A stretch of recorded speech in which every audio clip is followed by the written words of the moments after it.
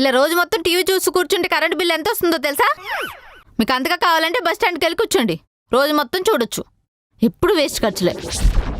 బతుకు bus stand అంటే ఇదా? కంగారు పడకలే, నువ్వు బస్ స్టాండ్లో కూర్చొని పుట్టింటికి వెళ్ళవలసిన టైం వస్తుంది, అప్పుడు చెప్తా.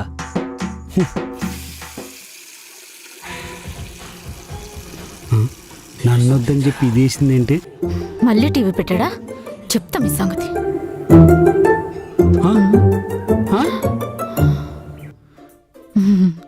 బావగారు, పొద్దు పొద్దున్నే టీవీ ఏంటండి? కొంచెం అలా బయటకు వెళ్ళి రావచ్చు కదా సాయంత్రం వరకు సరదాగా. మాకు తిండి ఖర్చైనా మిగులుతుంది. ఎప్పటి వరకు మీరు టీవీ చూశారు కదమ్మా, మేము కూడా చూడకపోతే సమానత్వం పోద్ది. పంచేసాడు తిండి. నువ్వు ఇలా వచ్చావా? చెప్తాను సంగతి. అదేంటి బావగారు, మీరు ఈరోజు ఉపవాసం కదా? ఉపవాసమా? నేనెప్పుడు చెప్పానమ్మా? అదేంటి ఈరోజు మా ఆయన ఉపవాసం ఉంటున్నారు కదా? నేనెప్పుడు చెప్పానే? మీరు ఊరుకోండి, ఆయన ఉంటే మీరు కూడా ఉండాలి కదా, అప్పుడే సమానత్వం అవుతుంది. బుక్ చేసింది. వచ్చి నీ పక్కోసం నాకు కడుపు మాడుస్తావా? మీరు ఊరుకోండి, మీకేం తెలీదు. సర్లే, సమానత్వం కోసం కదా. ఎంజాయ్. చెప్పా కదా, దీనికి ఈడు కది కరెక్ట్ అని. కరెక్టే. ఏమైంది అంజు, డల్లుగా ఉన్నావు? ఎందుకండి ఇక్కడ మనం సమానత్వం పేరుతో పడి పడి తినడం అవసరమా మనకి?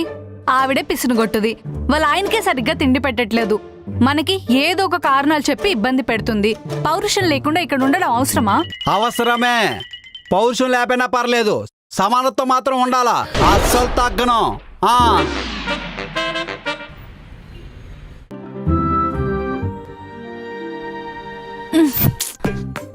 అబ్బా, రోజంతా టీవీ చూస్తూ బోర్ కొడుతుంది. మనం నలుగురం సరదాగా ఏదైనా గేమ్ ఆడదామా? మా తాత ఒకప్పుడు ఇలా ఆటలాడే ఉన్నదంతా పోగొట్టుకున్నాడు. పోగొట్టుకోక ముందు పెద్ద అంబానీ ఫ్యామిలీ మరి. వీళ్ళంటి గేమ్స్ అది ఇది అని చెప్పి ఇంకో 4 రోజులు ఎక్స్ట్రా ఉండేటట్టున్నాయి. ఏదో ఒకటి చేయాలి. బావగారు, మీ ఇల్లు వదిలి ఇన్ని రోజులు ఇక్కడ ఉంటున్నారు కదా, మీకేం బాధ అనిపించట్లేదా? బాధగానే ఉందనుకోండి, కానీ సమానత్వం పోద్ది కదా, తప్పట్లేదు. అందుకే వీడు కరోనాలో పోవాల్సింది, సమానత్వం కాదు సమాప్తం అయిపోయేవాడు. నేనొచ్చేసా. ఇప్పుడు పంతులు గారు నమస్తే. ఇది ఇక్కడ ఉన్నాడేంటి? పవర్ పోయినట్టుంది. ఏంటండి సొనుక్కుంటున్నారు? అదేదో బయటికి మాట్లాడితే అందరికీ సమానంగా వినపడదు కదా. ఏం లేదు నాయన, జీవితంలో అష్టదరిద్రాలు పోవాలని కొరింగ నియమాలు వేసుకున్నాను. అయినా సరే వైల్డ్ కార్డ్ ఎంట్రీలో నువ్వు ఎలా వచ్చావని ఆలోచిస్తున్నాను. జోకులు బాగా వేశారు, లోపలికి రండి. మీరేంటి పంతులు గారు ఇలా వచ్చారు? అది చేసిన పాపాలు చూడడానికి వచ్చినట్టు ఉన్నారు. అదే పెళ్ళిళ్ళు.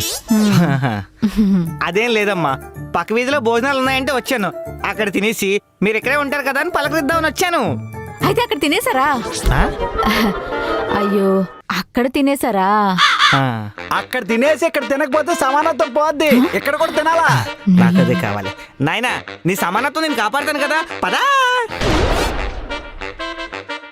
ఇదిగోండి పంతులు గారు, అన్నం మజ్జిగ, కడుపు నిండా తినండి.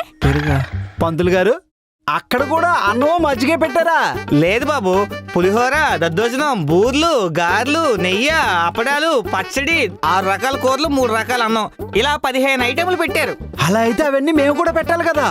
అమ్మా, అవన్నీ వెళ్ళి రెడీ చేసుకొని తీసుకురా, లేకపోతే సమానత్వం పోద్ది. కరెక్ట్.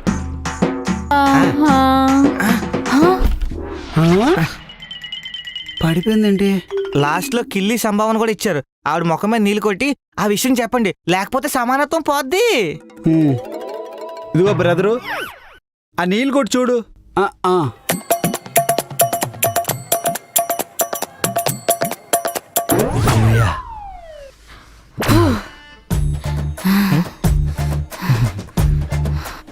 ఓర్ని మనిషి అన్నవాడు ఎవడైనా నువ్వు చెప్పినంత తిండి తింటాడా? ఒకవేళ తిన్నా అది అరకముందే మళ్ళీ అంత తినడానికి రెడీ అయిపోతావా? ఎందుకు తినలేరమ్మా, నువ్వు కావాలని పెట్టి చూడు, నేను తిని చూపిస్తాను. అయినా నీతో నాకెందుకు, ఇగో సమానత్వం, ఇలా అయితే సమానత్వం పోద్దయ్యా. మీరు గాబరు పడకండి అమ్మా, అవన్నీ వెళ్ళి రెడీ చెయ్యు, లేకపోతే సమానత్వం పోద్ది. ఎల్లు. సమానత్వం కాదు, నా కొంపలు కుంపెట్లా తయారాడు. ఇలాగే వదిలేస్తే నా పోపుల డబ్బాలో దాచుకున్న 10 రూపాయలు కూడా మిగిలకుండా పోతాయేమో. ఇదొకటి 29 మోగుద్ది. ఈ పిషన్ కొట్టేది ఇప్పుడు ఎందుకు ఫోన్ చేస్తుంది? అమ్మా చెప్పండి. పంతులు నీకు తెలుసు కదా, ఇప్పటిదాకా నేను ఎంగిల్ చేత కాకిని కూడా కొట్టలేదు.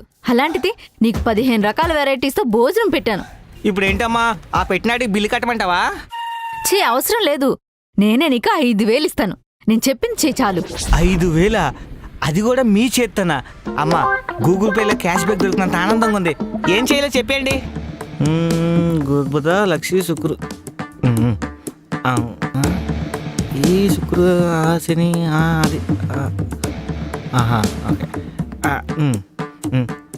ఏమయ్యా సమానత్వం, రాబోయే 5 రోజులు ఈ ఇంట్లో పచ్చి గంగ కూడా ముట్టకుండా దొరికిన గుళ్ళో 3 పూట్లు ప్రసాదాలు తింటూ గడిపారే అనుకోండి.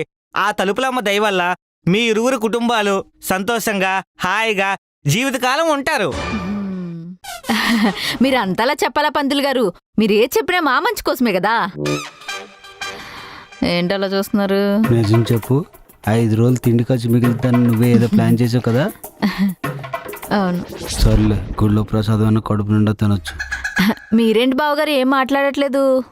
మాట్లాడేది ఏముందమ్మా, ఆ పంతులు గారు చెప్పినట్టుగా చేద్దాం. ఆ పుణ్యం ఏదో అందరికి సమానంగా వస్తే చాలు. వర్కౌట్ అయింది పంతులు. ఇదిగో లావణ్య ప్రసాదం.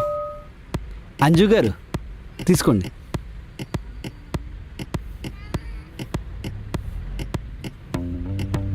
ప్రసాదం చాలా బాగుంది కదా. అవునవును, చాలా బాగుంది. అదిగో ఆ ఆంటీ గారు మనకు ప్రసాదం ఇచ్చారు. ఆంటీ గారు థ్యాంక్ యూ. థ్యాంక్స్ అండి.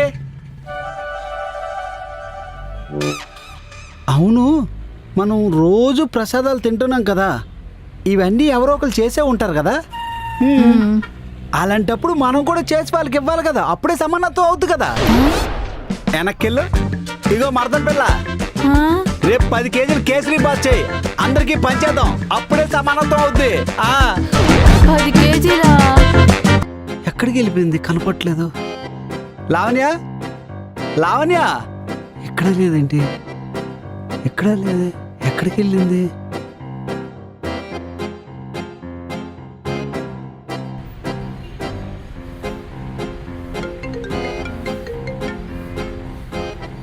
హలో, ఎక్కడున్నావే, కనపట్లేదు.